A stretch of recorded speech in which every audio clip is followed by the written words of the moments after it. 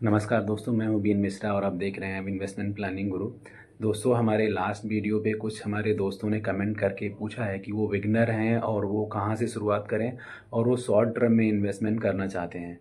तो short term के बारे में आज हम बात करेंगे। शॉर्ट टर्म दोस्तों, शॉर्ट टर्म के अगर हम नज़रिए से देखें तो मार्केट में, स्टॉक मार्केट में खास करके अगर आप बिगनर हैं तो शॉर्ट टर्म के लिए नहीं जाइए, स्पेशली स्टॉक और एफ&ओ में। क्योंकि एज पर सेबी डेटा 93% लोग अपना पैसा लूज कर रहे हैं। सिर्फ 7% लोग ऐसे हैं जो स्टॉक मार्केट और एफ&ओ करके पैसा बना रहे हैं। तो आप बिगनर हैं तो इन दोनों चीज़ों में तो आप बिल्कुल मत जाइए। और शॉर्ट टर्म में भी ऐसा कुछ मार्केट में कॉन्सेप्ट है नहीं कि आप इधर से आलू डालोगे उधर से सोना निकलेगा। ऐसा कुछ नहीं है। मार्केट में आपको एट लीस्ट 3 से 5 साल का प्रॉस्पेक्ट लेकर के चलना पड़ेगा। अगर आप सिप करते हैं तो कोई भी अच्छा म्यूचुअल फंड का पिक कर लीजिए और उसमें आप सिप करना शुरू कर दीजिए। और बिगनर हैं तो आप छोटी एसआईपी से शुरू कर सकते हैं। साथ के साथ उसमें भी आप 3 से 5 साल का ही प्रॉस्पेक्ट लेकर के चलें, क्योंकि मार्केट बहुत ही वॉलेटाइल है।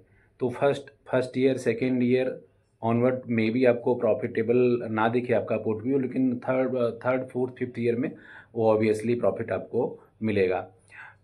ये कमिट कर पाना तो थोड़ा मुश्किल होगा कि क्या परसेंट होगा, लेकिन अगर आप 5 साल का प्रॉस्पेक्ट लेकर के आते हो और सिप करते हो तो उसमें ऑन एन एवरेज 10 से 12-15% तक का भी रिटर्न आपको मिल जाएगा।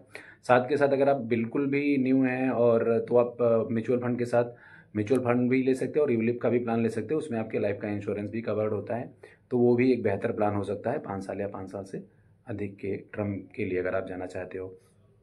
दूसरा दोस्तों ये है कि साथ में ईटीएफ भी एक प्रॉफिटेबल इन्वेस्टमेंट है शॉर्ट टर्म में। तो ईटीएफ के लिए भी आप जा सकते हो। उसमें भी आप 3 से 5 साल का ही प्रॉस्पेक्ट रखें। एटलीस्ट इतना रख करके चलेंगे तो आप के लिए ज़्यादा एडवांटेज होगा। और मार्केट अगर जैसे 1-2 साल वोलेटाइल भी रहता है, 1-2 साल आपको नहीं भी रिटर्न देखने के लिए मिलता है, तो तीसरे चौथे साल से ऑब्वियसली प्रॉफिटेबल होगा और आपको रिटर्न देखने के लिए मिल जाएगा। तो बिगनर्स के लिए सिप और यूलिप या फिर आप ईटीएफ से ही शुरू करें, ये आपके लिए ज़्यादा बेहतर होगा। क्योंकि स्टॉक मार्केट में बिना एनालिसिस, बिना फंडामेंटल्स या एक्सपीरियंस के जानने से मार्केट आपको पटकेगा ही पटकेगा। क्योंकि प्रॉफिट बनाना इतना इजी नहीं है। लॉन्ग टर्म प्रॉस्पेक्ट्स में ही आप अर्निंग कर सकते हो। तो बेहतर ही होगा कि आप एटलीस्ट लॉन्ग टर्म के बारे में ही सोचें और एक छोटे अपने इनकम के हिसाब से छोटे या बड़े सिप को आप शुरू कर सकते हैं, depend on the your income. क्योंकि इनकम साइज पे ही डिपेंड करता है कि आपकी सिप का साइज़ क्या होगा, इन्वेस्टमेंट का साइज़ क्या होगा। साथ के साथ दोस्तों, आज मार्केट में मेटल्स में लगातार तेज़ी बना हुआ था। इवन ग्लोबल मार्केट हो या इंडिया के मार्केट हो, उसमें सिल्वर और गोल्ड में ज़बरदस्त तेज़ी देखने के लिए मिला। स्पेशली अगर मैं बात करूं तो ईटीएफ, सिल्वर, गोल्ड, सिल्वर, इनमें भी तेज़ी देखने को मिला है।